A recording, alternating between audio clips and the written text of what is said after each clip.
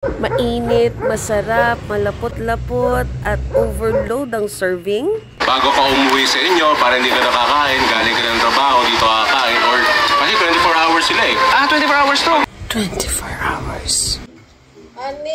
May bago na naman tayong susubukan dito sa may Timiya Eatery or Timiya Goto na nawi-waste at nagugugal. Para sa mga hindi nakakaalam, ang nature ng work ko is either I come home super late at night or madaling araw na. Kaya wala akong naaabutang bukas kung hindi yung mga usual na 24/7 na kainan dito. Night shift yung husband ko, kaya banding talaga namin na pag-uwi ko is saktong lunch break niya. So we make it a point na we have time for each other at sabay naming ine-explore sa abot makakaya ng schedule namin ang lipa. So habang inaantay ko mag-lunch break yung husband ko, nakahilata ako sa sofa at nagsuscroll sa phone ko at dumaan ang video ni Papa J-Sar na fini-feature nga ito si Timiya. Nagulat ako, it's 24/7. Saktong-sakto mga Marichef, gutom na gutom talaga ako. O mga Marichef, aaminin ko sa inyo, at first I was afraid, I was petrified because marami siyang laman loob. Pero pag testing ko, nag-umpisa ako sa dugo, and then sabi nga ni Pops J-Sar, dapat daw pati sibuyas at saka sili and the chili oil. It tasted so good, parang nag-melt sa mouth ko. Tapos yung broth, makikita ninyo, sobrang lapot. This is, by the way, overload.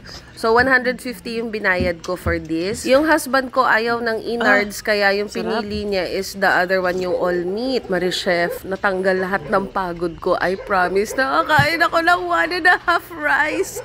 Very buttery yung broth nila. And para sa mga hindi nakakaalam, ang Goto Batangas ay hindi siya lugaw style. So, sabaw siya, tapos may innards, tapos may lapit siyang lasa sa goto na alam nating mga taga Metro Manila. Pero yun nga, sabaw siya. So, naglalaban yung parang matabang na may parang kailangan kang habuling lasa.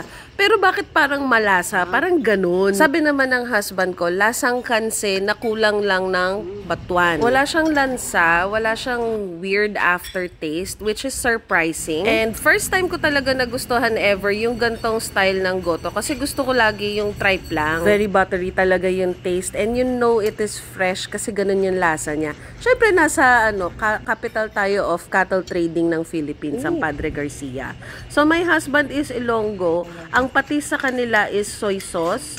So, yun yung sausawan niya. Ako yung patis ko, fish sauce talaga. Yun lang, mas masarap yung akin. So, mga Kamarichef, highly recommended ang Timiya. Subukan nyo na rin!